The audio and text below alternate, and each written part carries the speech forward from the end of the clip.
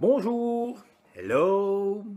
Dans ce tuto, nous allons voir comment protéger un document Excel. In this tuto, we learn how to protect a workbook. Profitez-en bien. Ciao. Voilà le document que je souhaite protéger, avec dans un premier temps faire en sorte qu'on ne puisse pas saisir autre chose que des nombres entiers à l'intérieur des cellules numériques ici. On voit que le 20 kg qui est affiché dans cette cellule-là, ce n'est pas quelque chose qui a été saisi. Seul le nombre a été saisi et les kilo-euros, c'est sous la forme d'une mise en forme personnalisée des nombres. Pour empêcher de saisir autre chose qu'un nombre entier, je vais commencer par sélectionner à partir de cette cellule-là tout le reste du tableau. J'ai fait un Shift, CTRL, flèche à droite, flèche en bas. Et dans l'onglet Données, validation des données, on va lui dire que lors de la saisie des données, il faut empêcher de faire autre chose qu'un nombre entier qui peut être supérieur ou égal à 0. Possibilité de mettre un message de saisie pour informer l'utilisateur de ce qu'il a le droit de faire dedans et de mettre une alerte d'erreur au cas où l'utilisateur s'amuserait à faire autre chose que ce qui est prévu. Hein, vous devez saisir, etc.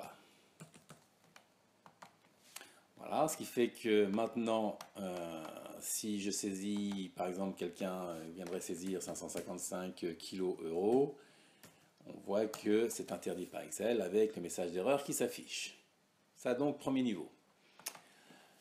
Deuxième niveau de protection des données, on voit que dans les colonnes F, K, etc., ce sont des formules qui sont à l'intérieur et il faudrait empêcher qu'un utilisateur vienne saisir autre chose que ce qui est prévu. Je fais une formule, par exemple, du genre égal ça, que multiplie ça, etc., etc.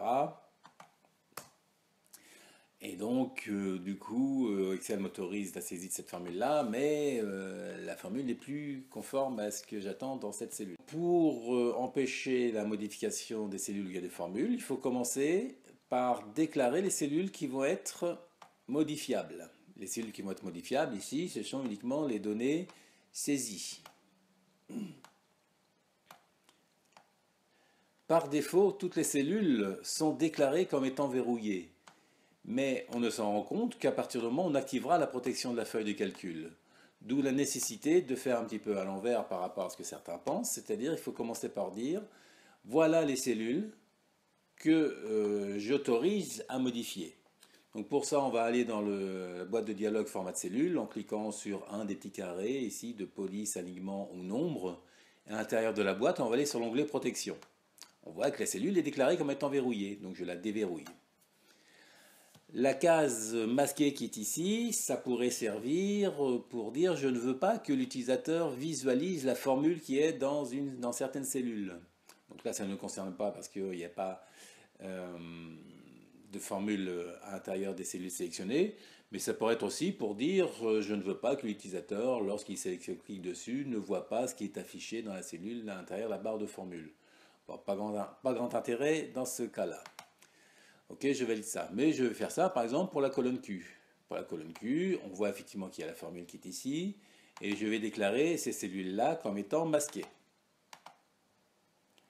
Là aussi, pour l'instant, il n'y a pas d'effet par rapport à ce que je viens de faire.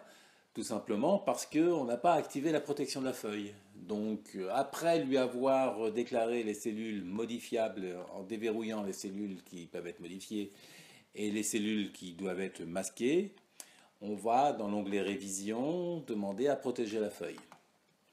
Protéger la feuille, donc avec possibilité de mettre un mot de passe. Attention, parce que le mot de passe fait la différence entre les minuscules et les majuscules. Et ensuite, on va déclarer ce que l'utilisateur a le droit de faire à l'intérieur de la feuille. Est-ce qu'il a le droit de sélectionner les cellules verrouillées, les cellules déverrouillées? Est-ce qu'il a le droit de modifier le format des cellules, etc., etc. Donc là, je vais laisser dans un premier temps les deux premières cases sélectionnées. Et je valide cela. Il me demande la confirmation du mot de passe. OK. Et à partir de là, je peux modifier cette cellule-là. OK. Mais une formule, là où il y a une formule, je ne peux pas modifier la cellule où il y a une formule parce que la cellule est verrouillée et que la feuille de calcul a été protégée.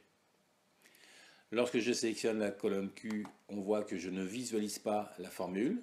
Donc je ne sais pas comment cette cellule-là a été calculée. La limite de cette protection-là, c'est que rien n'interdit, puisque j'ai laissé la sélection des cellules verrouillées, la possibilité de sélectionner les cellules verrouillées. Je peux sélectionner la feuille entière, la copier, et à l'intérieur d'une nouvelle feuille de calcul, la coller. Et je me retrouve avec le tableau dans lequel je peux aller modifier la formule ici. Sauf que là, il y a une validation, mais rien ne m'interdit de dire je vais faire une autre formule que celle qui est prévue, ça multiplié par ça, multiplié par ça. Et donc, je me retrouve avec une formule qui n'est plus conforme. C'est-à-dire que la cellule n'est plus protégée. En revanche, donc là, on voit qu'à la place de la formule, puisque la cellule avait été déclarée masquée, le copier-coller de cette colonne-là fait que je ne copie-colle que les valeurs et non pas les formules. Maintenant, pour empêcher donc que l'utilisateur puisse faire ce genre de manipulation copier-coller de la feuille entière, je vais retirer la protection de la feuille de calcul, qui me demande le mot de passe. Je reprotège la feuille, je remets le mot de passe éventuellement, et je vais empêcher la sélection des cellules verrouillées. OK, confirmation du mot de passe. Et à partir de là, je ne peux plus sélectionner la feuille entière. Par ailleurs, si j'essaye de sélectionner le tableau complet, comme ceci, on voit qu'il a des difficultés à sélectionner tout le tableau. À un moment donné, il s'arrête. Donc oui, si à partir du moment où j'ai activé la protection de la feuille et que j'ai empêché la sélection des cellules verrouillées, ça veut dire que je ne peux plus aller sur les cellules qui sont restées verrouillées. Et donc en l'occurrence ici, pour lesquelles il y a des formules. Donc je peux me contenter d'aller à l'intérieur de ces tableaux-là. Et par ailleurs, si je fais entrer, entrer, entrer, etc. Au moment de la saisie, je ne peux, ça va me faciliter la tâche au niveau de la saisie, parce que je pourrais me concentrer uniquement sur les cellules modifiables. Voilà. Il faudrait répéter cette opération-là pour toutes les feuilles de calcul ou les feuilles en règle générale que l'on veut protéger. Par exemple, là, ici, sur la feuille évolution globale, c'est le graphique.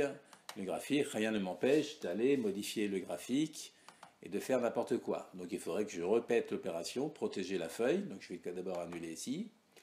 Protéger la feuille, avec ou non un mot de passe. Là, je ne vais pas mettre de mot de passe. OK. Et donc, ce qui m'empêche de faire n'importe quoi à l'intérieur du graphique. Je ne peux plus supprimer les cellules, je ne peux plus faire des modifications. Voilà pour le premier niveau de protection au niveau des feuilles de calcul. Maintenant, rien ne m'empêche de renommer la feuille de calcul, ou de la supprimer, ou de la déplacer.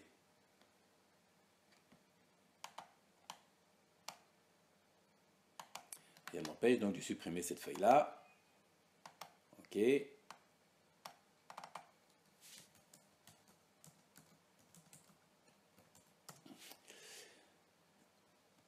Et donc, pour empêcher toute manipulation des feuilles de calcul, on va protéger le classeur.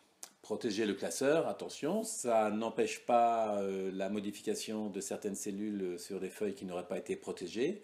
Ça sert uniquement à empêcher toute manipulation de feuilles de calcul. Voilà, protéger le classeur avec ou non un mot de passe, avec la confirmation derrière. Ça m'empêche de renommer la feuille de calcul, je ne peux pas la renommer, je ne peux pas la supprimer, je ne peux pas la déplacer. Bref, on a protégé notre document. Dernier niveau de protection du document, on va dire, parler vraiment du document par lui-même. Quand on va sur Fichier, Enregistrer sous, je vais choisir le dossier actif sur lequel on est, ici. Voilà, à côté du bouton enregistrer, on a le menu outils dans lequel on a les options générales. Et à partir de là, je peux déclarer un mot de passe pour la lecture, mot de passe pour la modification. On voit qu'on peut éventuellement demander à créer une copie de sauvegarde. À chaque fois qu'on sauvegarde le document, il crée une copie de sauvegarde. Donc mot de passe pour la lecture, ça veut dire celui qui n'a pas le mot de passe, évidemment, ne peut pas ouvrir le document. Mot de passe pour modification, celui qui n'a pas le mot de passe peut tout de même ouvrir le document, mais le document s'ouvrira en lecture seule. Lecture seule recommandée, c'est le même principe, à ceci près que le document va s'ouvrir directement en lecture seule sans nécessité de saisir de mot de passe. Ouvrir un document en lecture seule, ça ne signifie pas qu'on n'a pas le droit de faire des modifications sur le document.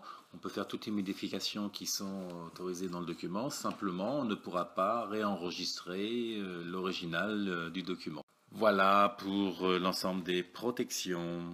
Ciao!